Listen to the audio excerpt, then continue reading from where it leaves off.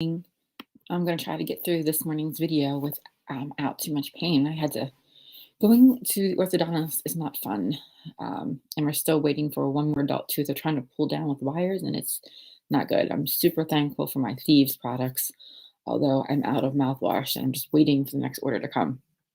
But hope I can get through this because it's really tight right here. All right. So today we're going to talk about the number one secret to teaching kids about money. And this is something that anybody can do. It doesn't matter if you've done really well with money, if you've not done well with money, or wherever you are in between. And in my experience with my own children, and speaking with my clients about this matter, the number one secret to teaching your kids about money is talking to them. It's that simple. Talking to them about your money choices that are age appropriate. Your kids don't necessarily need to know your income. They don't need to know your debt to income ratio, your net worth. They don't need to know all these things, but they need to hear you talking about money and in a positive way. Even if you're in debt up to your eyeballs, it's okay to be honest with them. They need to hear the lessons that you've learned. They don't need to hear you blaming on everybody else. They need to hear you taking responsibility for your money situation. They need to hear what you're doing. And this can even be little things like we're trying a new spaghetti sauce because this one's less expensive. It starts planting those seeds early on. In my program, Faith-Based Financial Freedom, we talk a lot about mindset in the first module. And those mindset pieces are developed early on. Those seeds are planted when we're kids.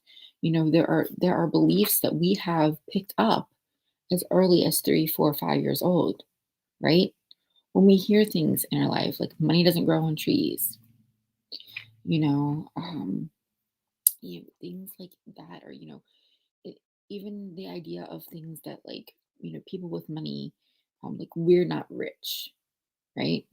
Although that may be a true fact, you don't want to place those beliefs over your children because they will take them on their own and develop a thing of, develop these mindsets of things like scarcity. And we don't want to plant that seed. Even if you're fighting a mindset of scarcity in your own, we want to be conscious of our language, if for no other reason than breaking free of that scarcity mindset for our children.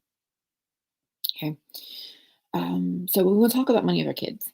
And again, age appropriately, they don't need to know all the ins and outs. Maybe when they're older, we talk about doing a financial fire drill with our spouse. We're having one coming up in February. In my Facebook group, Healthy, Wealthy, and Wise, a faith-based freedom to do more, give more, and serve more. Well, what about maybe when the kids are older, 17 years old, having them do the financial fire drill, helping them learn all of this stuff. Now, you probably know if you've been following me any for any time, we homeschool our children. So the burden of teaching them everything falls at my footsteps and my husband's footsteps when it comes to not just academics, but life skills. But if your kids are in school, take notice. Do they have classes on finance? When I was in school, we didn't learn basic finance in school. We didn't learn how to balance a checkbook. We didn't learn the difference between saving and investing. We didn't learn those things in school. It was up to our parents to teach us, right?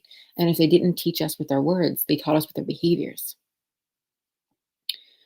So what I want to encourage you to do is take responsibility for that piece for your children, even if it's just connecting the dots for them.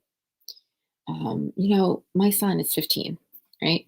So when we're driving, I'm being more intentional about things like pointing out different signs and laws and when we're at an intersection because he's going to be getting ready to drive soon. And I want to start layering that knowledge in him now so it's not all at once. It's the same way with money, right? When they start early and we start talking to them about, oh, well, mommy and daddy have to do the budget tonight, right? Or, if they want to go on vacation, well, we're saving for vacation. Choosing to communicate these words so that kids know how you feel, how you connect with money, and how it affects them at an early age, right? And it's never too late to start, but you want them to feel connected with money, right? You want them to understand where money comes from. We have, in our home, our kids when they were younger, they would earn, Some people call it allowance or commissions, but they would earn money based on certain chores. Now, we didn't pay them for every chore because there are some things you do because you're part of a family, right? And then at age 14, they stopped getting that from us because they're now old enough to go get a job. So at 14, my son started working part time at McDonald's. My daughter, she started her own business at age 12. So she already had a source of income, right? So they learned very on the connection of money. It's like, oh, well, if I want to buy XYZ or I want to spend money on this, what does that mean for me? They're now connecting the time that they spent earning the money to what they're now spending the money on and the choices they're making with your money. Okay. And that wouldn't be possible if it hadn't been connected all the way back to your verbiage as a parent. And my cat is messing around with my backdrop. She thinks it's a toy. So yeah. So my number one secret to teaching the kids about money is step one, talk about it. Be honest with them. If you have goals, share it with them. If you need to say, and this was hard for me, because I never, if we have Oreo, you're not helping. If my kids want to do something, do a new program, buy something, at a younger age, I didn't want to tell them no, right? Instead of saying no, it's not in the budget, although talking about a budget is good. Instead of saying no, mommy can't afford that, you say, well, let's think of ways that you can afford it. Let's think of ways that we can get it. Or, yeah, that would be a great investment. Let's wait a little bit and see if we still want it next week or something better comes up. Or let's figure out a way to earn money to get it. And again, this verbiage changes as our kid gets older. But we just need to start that conversation early, even with little things. All right, guys, if you're not in my group, be sure to pop in. Healthy, Wealthy, and Wise, a faith-based journey to do more, give more, and serve more. Where we talk about health, finances, family, and our homes. All right, guys, tomorrow I might be popping on a little late or a little early, changes my time because I have to take my daughter to an appointment. But I will definitely see you then.